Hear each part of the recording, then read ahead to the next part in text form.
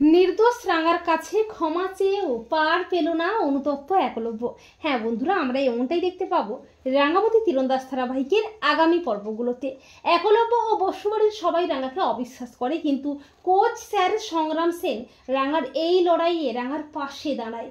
রাঙা তার দাদার মুখ থেকে সমস্ত সত্যিটা বের করতে মাঝরাতে সমস্ত পুলিশ কর্মীদের ওষুধ দিয়ে ঘুম পাড়িয়ে দেয়, এমনকি তার দাদাকে ওষুধ দিয়ে অজ্ঞান করে জেল থেকে নিয়ে পালিয়ে একাডেমির একটা স্টোর রুমে আটকে রাখে। এরপর জ্ঞান ফিরলে রাঙা তার দাদার দিকে তীর তাক করে বলে, সত্যিটা বল, তুই আমাকে কেন ফাঁসালি?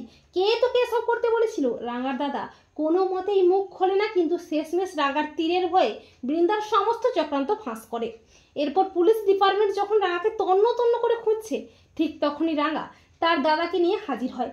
রাঙার দাদা নিজের মুখে সমস্ত অন্যায় স্বীকার করে।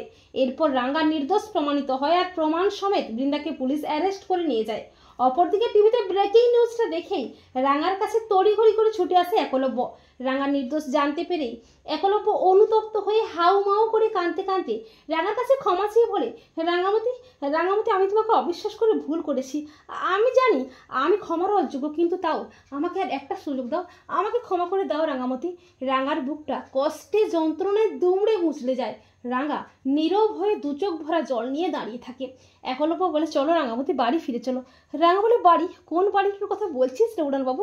যে বাড়িটাতে কোনো বিশ্বাসটো নেই, শুধুই রয়েছে অবিশ্বাসটো আর সন্দেহটো। যে মানুষগুলানকে আমি বিশ্বাসটো করে ভালোবেসে আপন করে আঁকড়ে ধরে বাঁচতে চেয়েছিলাম, সেই মানুষগুলান কিনা আমাকে অবিশ্বাসটো করে সন্দেহটো করে দূরে ঠেলে দিয়েছে। সেই বাড়িটাতে আমি আর ফিরতে পারবো না রে। তাছাড়া তোরা তো মুখে ত্যায্যটা করেছিস রে।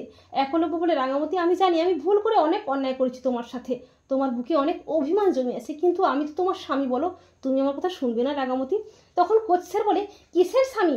যে স্বামী স্ত্রীকে অবিশ্বাস করে সন্দেহ করে স্ত্রীর বিপদে পাশে না থেকে তাকে দূরে ঠেলে দেয়, সে আর যাই হোক কোনো ভালো স্বামী হতে পারে না, সে স্বামী নামের কলঙ্ক। তো বন্ধুরা, তোমরাও এটাই চাও তো যে একলব্য যেন অনুতপ্ত হয়ে রাঙার কাছে ক্ষমা চায়, আর রাঙার জন্য একলব্যকে কোনো মতেই না ক্ষমা করে? কমেন্ট করে এক্ষুনি জানিয়ে দাও তোমাদের মতামতটি।